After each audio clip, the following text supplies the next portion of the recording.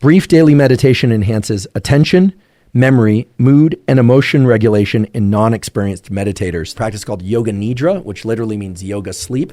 It is a practice of doing not so much a focused meditation, but more of a body scan, focusing on the sensation of the body and actually trying to turn off that prefrontal cortex or reduce its activity.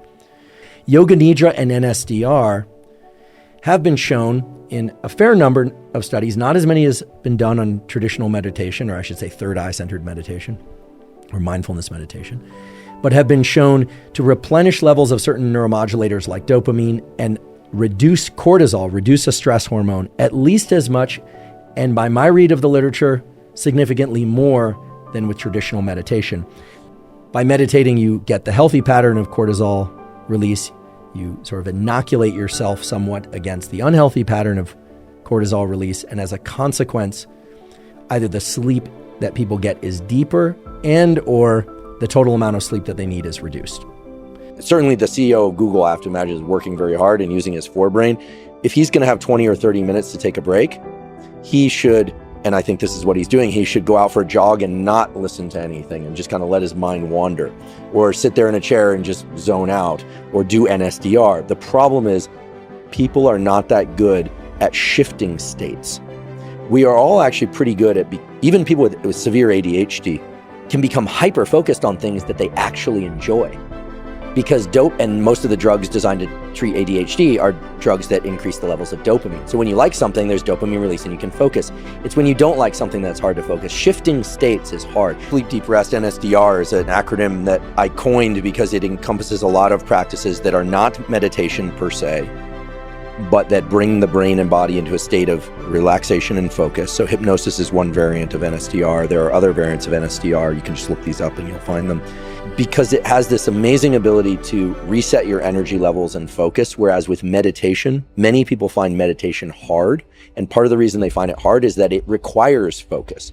NSDR is a state which is very calm and relaxing. You don't have to work too hard. You're just listening to a script. Whereas most forms of meditation, not all, but most forms of meditation involve cranking up the activity in your prefrontal cortex and trying to see your thoughts as opposed to thinking your thoughts, or focus on your breath, but then third personing yourself in some respect. And that's work. And so many people who meditate quite intensely feel more exhausted.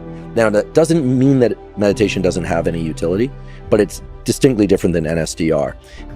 You're losing control. There's something that's causing your brain to get super aroused, which means pay attention more to your outer environment. Take care of your body. There's a threat. You got a certain amount of time to do it. And people get locked into these high beta states, and they need narcotics, they need drugs, they need alcohol to kind of sedate their nervous system. Well, the moment you start changing your breathing, the moment you close your eyes, the moment we play soft music in the background, and you're all of a sudden less preoccupied with your body, with your environment and time, your brainwaves slow down from beta brainwaves to alpha brainwaves. And in alpha, you start paying attention more to your inner world and less to your outer world. You stop thinking with the voice in your head, and you start imaging and pictures and scenes. Part of the value of meditation and exercise is the actual state that you get into in deep meditation or exercise. But just as valuable is the transition that you have to take yourself through from one state of mind to the other and then back again. When I look, David Goggins, he always seems to come up, but because he represents so many important things: drive, determination, override of emotional state, going from being a 300-pound plus person to a fit person through. He's never revealed anything substantial about what he ate or what he didn't eat. He basically says, like, listen, run a lot, eat less, right? Yeah. But what's remarkable is so much of what he says is about those transitions, about taking oneself from a state of, I don't want to scruffing oneself and like you're going to do it anyway. And then being able to carry that into regular life, so to speak. So I think that NSDR is immensely powerful. It's zero cost. And one of the reasons I'm such a fan of people doing it is that most people don't stick to a meditation practice. To have a more profoundly enriched life where you're in it and you love it and you want more of it. That's what I want for everybody. And for some people it may be the mystical. For some people it may be $1 million or $10 million. I don't care. I just want them to create it. Right. Just whatever you want, just get busy creating it and prove to yourself really how powerful you are. And as a part of everything else, What the trees exhale, you're inhaling. What you exhale, the trees are inhaling. Not just on the level of respiration, on all levels this is happening. What you think as myself is just a psychological boundary that you have set up.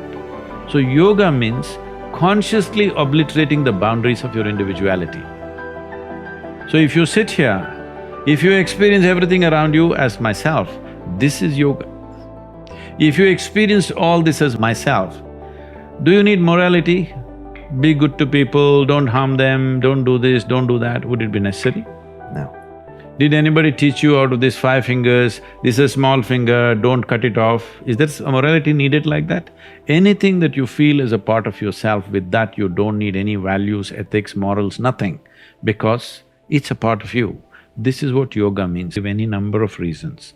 But essentially, your intelligence has turned against you. If your intelligence was working for you, would you create blissfulness or misery? Bliss. This is all. Why your intelligence has turned against you? There's no stable enough base. So the entire yogic system is about this, that you create a stable base so that your intelligence works for you. If your intelligence turns against you, no power in the universe is going to save you, you're a done thing.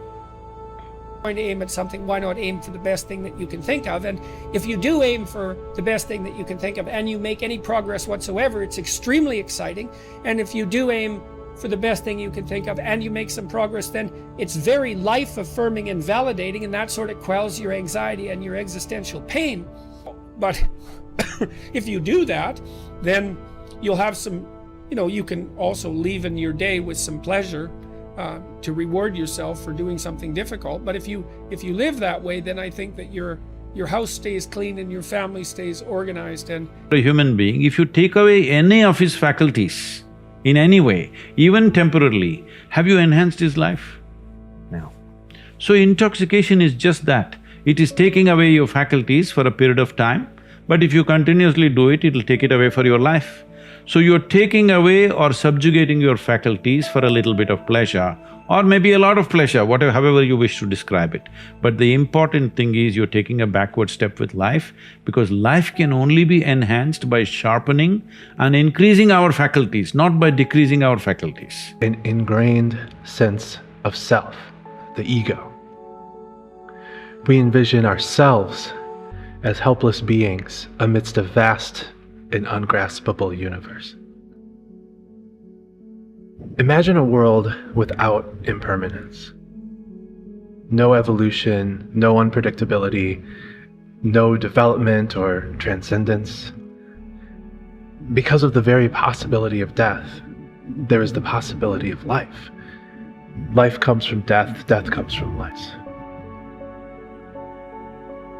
Don't find value in valueless things. Don't forget what has true meaning. And in the most difficult of times, understand that this too shall pass. In any situation, no matter how bad we think it might be. We begin to wake up when we unify with everyday moments. When you realize that you are the vastness, the boundless. You are the flow. Emptiness is not a threat, but the fruitfulness of every moment.